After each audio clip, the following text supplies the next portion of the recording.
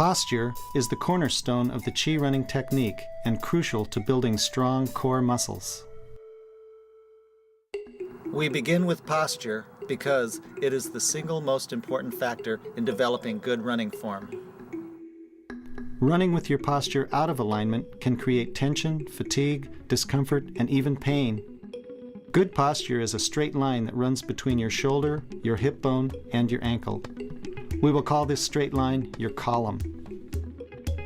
When your posture is aligned properly, your body weight is supported by your bones, ligaments, and tendons because they are lined up in a vertical line. Try this exercise. Stand with your best posture and walk in place by lifting your legs. Feel how minimal your muscle usage is. Now bend slightly at the waist and do the same exercise. Can you feel the increase of work going on in your quads and lower back? The further you get away from a straight line, the more work your muscles have to do. Here's how to work towards good posture. Step 1. Align your upper body and head.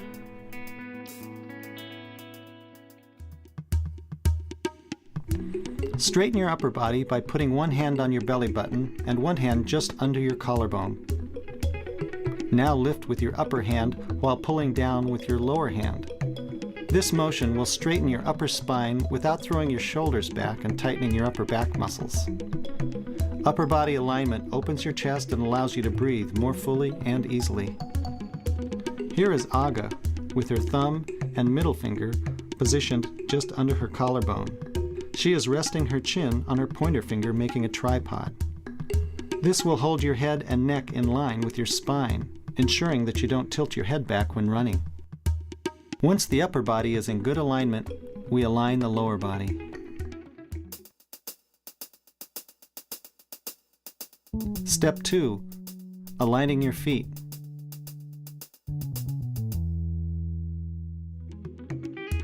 Check to see if your feet are parallel and hip width apart. If your feet turn out when you run, it will aggravate your knees, because instead of your foot landing pointed forward, your feet will land pointing out, creating torque on your knees. To practice this when you're running, pretend you're running on a tightrope, with the inside of your foot lining up with the center line of the imaginary rope.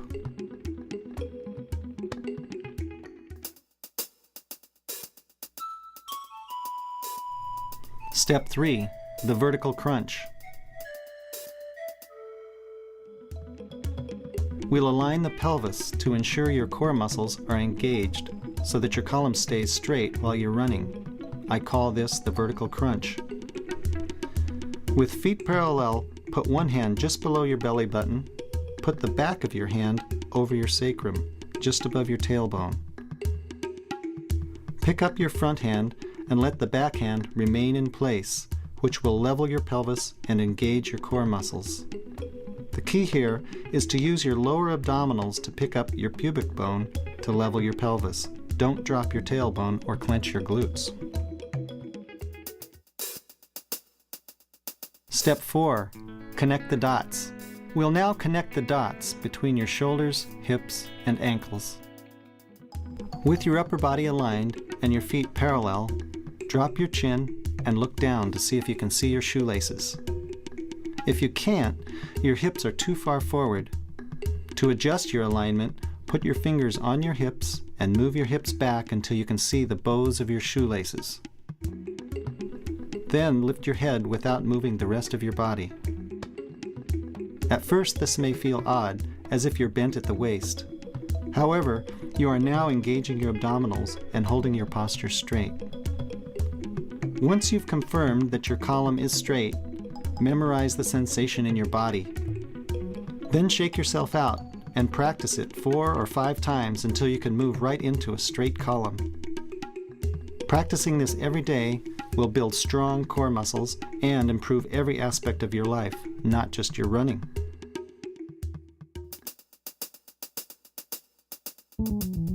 Step 5. One-legged posture stance.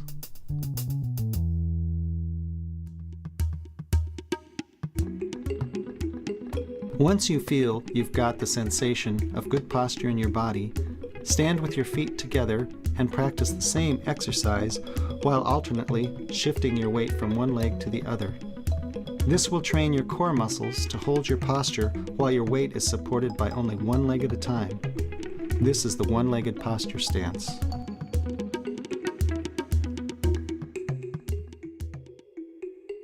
Let's review. Step 1. Use your hands to adjust and align your upper body. Step 2. Align your lower body by making your feet parallel. Step 3. Do the vertical crunch by picking up your pelvis in front, engaging your lower abdominals. Step 4. Connect the dots by looking for your shoelaces. When you confirm you have a straight column, memorize the sensation. Step 5. Do the exercise with your feet together while shifting your weight from one leg to the other.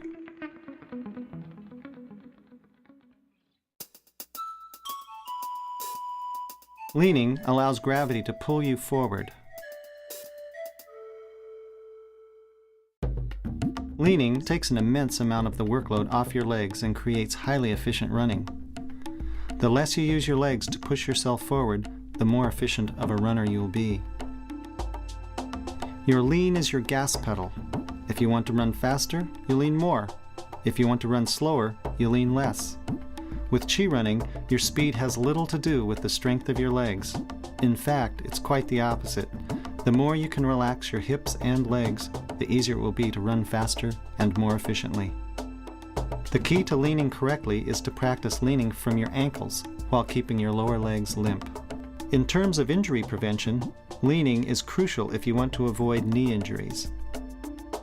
If you run upright, your heel will strike in front of your body, which is like putting your brakes on, creating impact on your knees.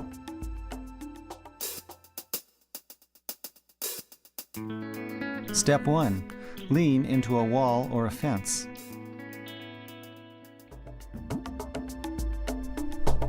Stand with your best posture in front of a wall or a fence.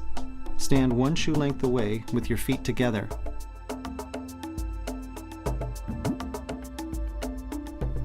Now relax your lower legs and fall forward, catching yourself with your hands. If your heels come up, you're not relaxing your lower legs. Your heels should remain in contact with the ground and your lower legs should feel relaxed. There should be no increase on the pressure under the balls of your feet. Just let go of any tension in your lower legs and let your body fall forward. Maintain good straight posture at all times. Pick up your pelvis in front if you need to. This will keep you from bending at the waist. Practice this until you can consistently maintain relaxed lower legs.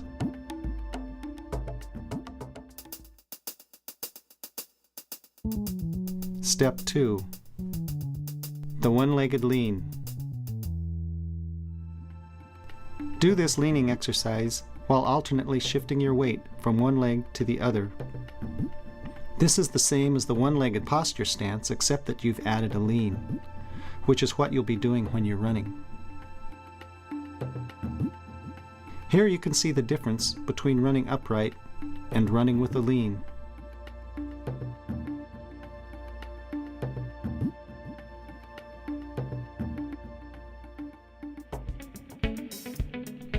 Let's review. Step 1. In the posture stance, stand with your feet together in front of a wall, one shoe length back. Then relax your lower legs and fall into the wall while holding your posture line straight. Step 2.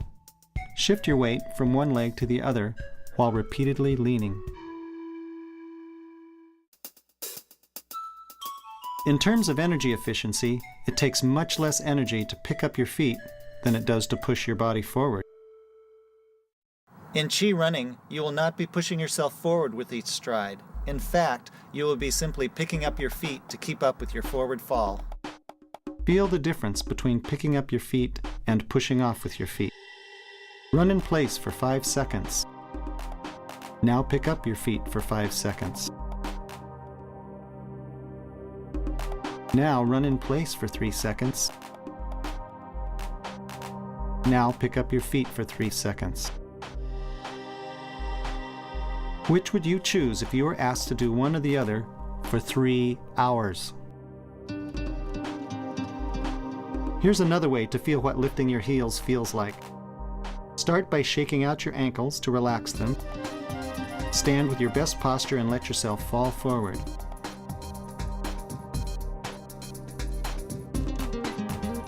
You'll notice that Chris didn't fall on his face, and I bet you didn't either. That's because he intuitively picked up his foot to catch his fall. In the Chi running technique, you will learn how to pick up your heels. Your legs are needed only for temporary support between each stride, not to propel you forward.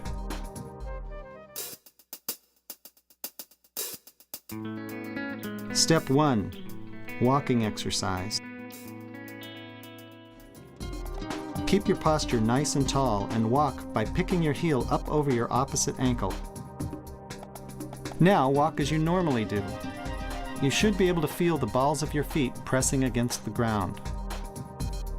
Now switch back to picking up your feet and feel how the ball of your foot is not pressing against the ground as much with every step. Walk this way for 20 steps, keeping your lower legs limp through every phase of your walking stride. Relax your ankles until you cannot feel the ball of your foot press against the ground. Feel how relaxed all the muscles in your lower legs are. Once more, go back to walking normally and you'll feel every muscle, ligament, and tendon in your lower legs tense up. That's a waste of energy. When you're running, your lower legs should feel the same level of relaxation as they do when you're doing this walking exercise and lifting your heels.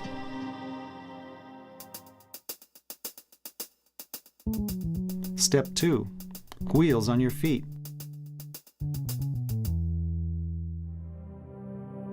The image you want to remember is that of pedaling a bicycle, where your feet are moving in a circular motion like wheels, instead of like a pendulum. Here Chris is running with his feet swinging.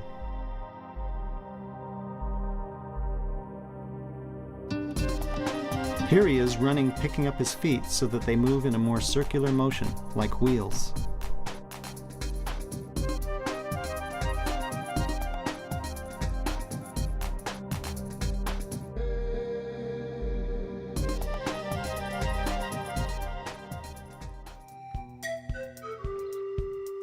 Let's review. Step 1. Practice walking by picking up your heel over the opposite ankle. Step 2. Imagine your feet moving in a circular motion.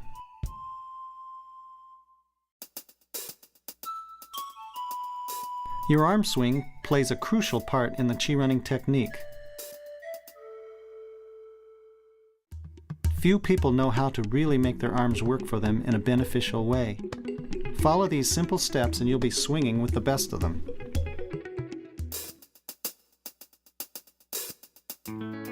Step 1. Bend your elbows. Let your arms hang at your sides and bend your elbows at a 90-degree angle. A bent arm will always swing more easily than a straight arm. Don't pump your arms or you'll be wasting your energy. Step 2. Relax your hands. Relax your hands. Hold them with your fingers softly curled inward and your thumbs on top. Pretend that you just caught a butterfly and you don't want to crush it. Your wrists should be straight and not bent backwards. If your joints are tight, it means that your muscles are working more than is necessary.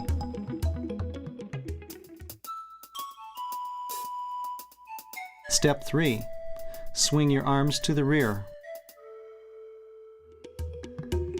When practicing your arm swing, it's much simpler to just think of swinging your elbows instead of focusing on your arms. Swing your arms to the rear, not to the front. As your body leans forward, swinging your elbows to the rear creates a balance in the opposite direction. Don't allow your hands to fall below your waistline. The range of motion of your arm swing should be as follows. Your fingers should come back to your ribs, and your elbows should come forward to your ribs. If your arms swing forward, it will cause your legs to swing too far forward, creating heel strike. Shoulders should be low and relaxed as you swing your arms. Holding your elbows out away from your sides will create tension in your upper back and neck. Keep your elbows passing close to your ribs.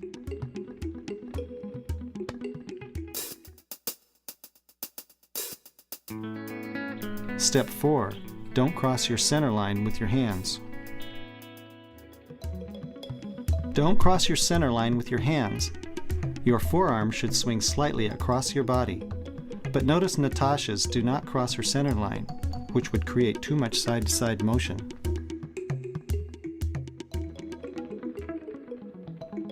Let's review. Step 1. Bend your elbows at a right angle. Step 2. Relax your hands with thumbs on top. Step 3. Swing your arms to the rear. Step 4. Don't cross your center line with your hands.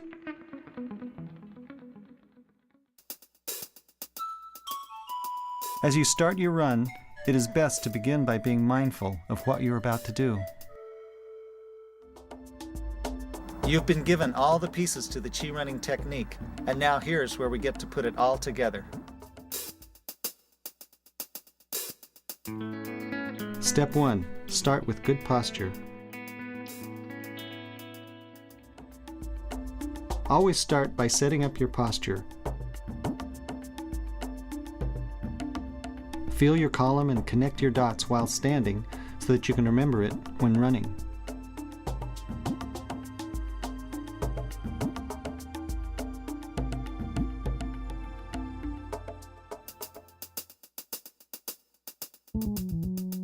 Step 2. Bend your arms. Bend your arms to a 90-degree angle and relax your shoulders.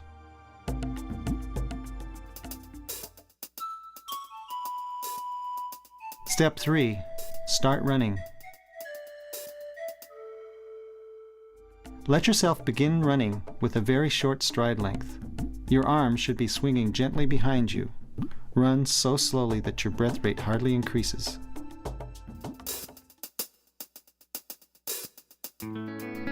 Step 4. Feel your column. Once you begin running, pretend you're not running. Imagine that you're just practicing your posture stance and that every time your foot touches the ground, it hits at the bottom of your column, not in front of it.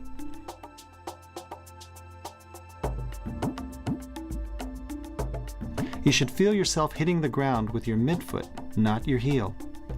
Run this way for a few minutes and don't think about any other focuses or that you're even running. It's just you and your column.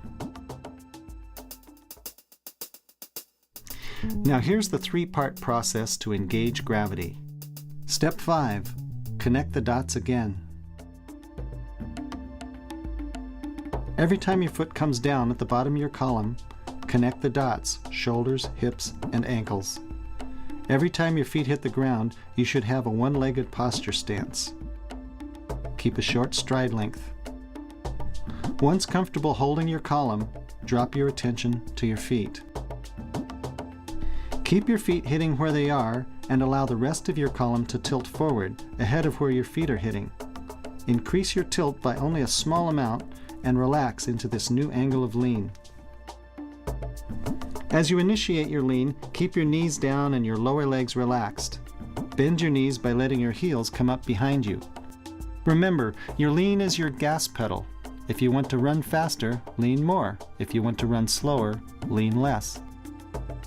Learn to feel what it's like to engage your lean. By noticing the slowdown, you'll see that you actually accelerated without using your legs to run faster. Repeat this exercise by alternately tilting forward and then letting off.